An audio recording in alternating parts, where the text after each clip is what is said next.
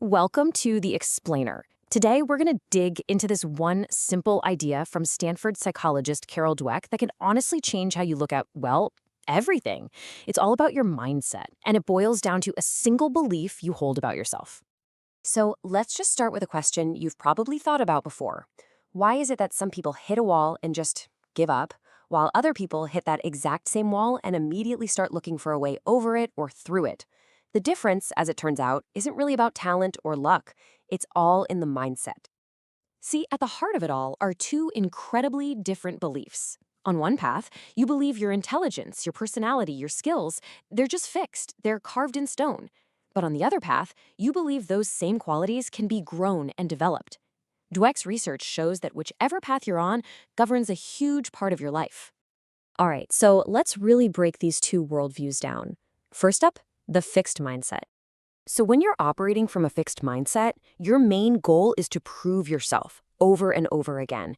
Every single situation, an exam, a project, even a first date, it feels like a final exam on your abilities. The stakes feel incredibly high because if you fail, it's not just an outcome, it feels like a verdict on who you are. It's a world where you feel like you're constantly being judged. Now let's flip that on its head and look at the growth mindset. In this view, your abilities are just the starting line. This turns challenges from things you should fear into opportunities. It creates a genuine passion for learning and this incredible resilience that lets you thrive when you face setbacks. You see them not as proof that you can't do it, but as the actual path to getting better. Okay, definitions are one thing, but what does this actually look like in the real world? Let's put these mindsets to the test with a scenario that I think we can all relate to. Imagine this. You studied hard for a big test, and you get a C+. A pretty common experience, right? Well, how you interpret that grade reveals everything about your mindset. For someone with a fixed mindset, that C+ is a final judgment. It says, see, you're just not smart enough. The response is often despair or just defensiveness. You might blame the professor, feel totally helpless, or just decide it's not worth trying anymore. The goal becomes protecting yourself from ever feeling like a failure again. But for someone with a growth mindset, that exact same C+ is just information. It's feedback. It simply says, okay, the way you study didn't work, so let's find a new strategy. Failure isn't a verdict on your intelligence. It's a roadmap telling you what to do next. It's all about facing the problem head on. And this brings us to a really crucial difference, how each mindset views effort. In a fixed mindset, having to try hard is almost seen as a sign of weakness. The thinking goes, if I were truly smart, this would just be easy. And society often celebrates the natural talent, right? But in a growth mindset, effort is the engine. It's the thing that activates your abilities and turns your potential into actual achievement. This really gets to the heart of it. A fixed mindset takes an action, I failed, and twists it into an identity, I am a failure. And this leads you to avoid risks, because you have to protect that fragile sense of self. But a growth mindset keeps failure as just an action. I failed is temporary. It's something you did, not something you are. And that perspective, it frees you up to actually learn from it and get better.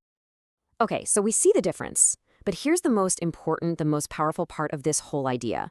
Your mindset is not permanent. You can actually choose which one you want to operate from. And this is the central empowering message from all of Dweck's work. It's not about which mindset you were born with. It's a skill you can learn. You can cultivate it. So the really important question becomes, how do you actually do it?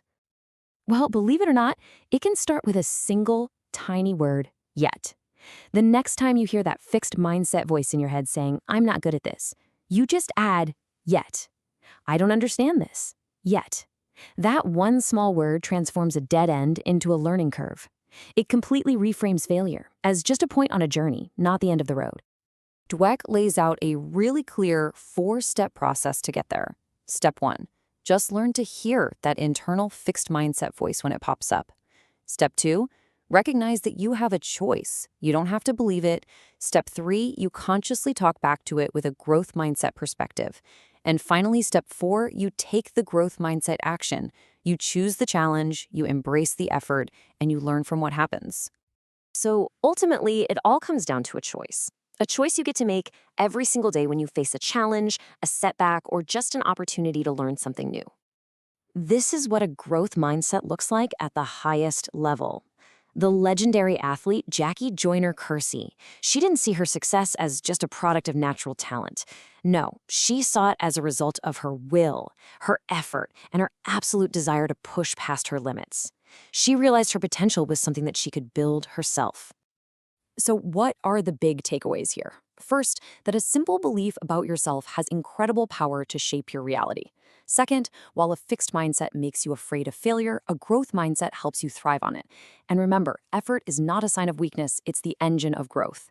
But most importantly, this is a choice. You always have the power to change your mindset. Look, the biggest takeaway from all of this is that you are a work in progress. Your abilities are not set in stone. They are just waiting for you to develop them. So the real question isn't how smart are you? The real question is, how are you going to get smarter? What will you build next?